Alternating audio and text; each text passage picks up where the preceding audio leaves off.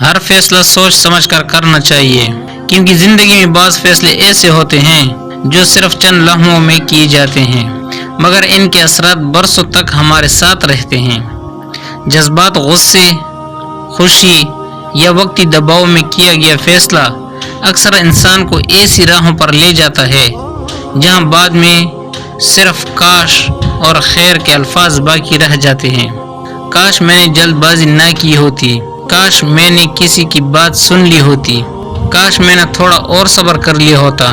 یہ وہ جملے ہیں جو انسان اکثر اپنی غلطیوں کے بعد دہراتا ہے، لیکن حقیقت یہ ہے کہ وقت گزر جانے کے بعد افسوس کرنے سے حالات تبدیل نہیں ہوتے۔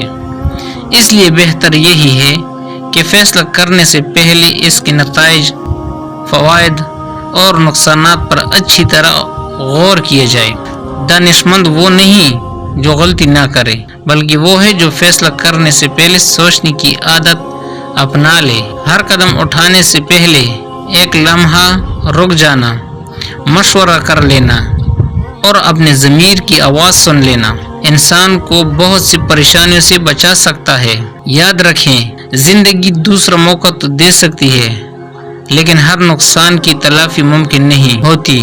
اس لیے اپنے الفاظ، اپنے تعلقات اور اپنے فیصلوں میں احتیاط اختیار کریں، کیونکہ ایک صحیح فیصلہ کامیابی، سکون اور خوشیوں کا سبب بنتا ہے، جبکہ ایک غلط فیصلہ اکثر عمر بھر کے پچھتاوے چھوڑ جاتا ہے۔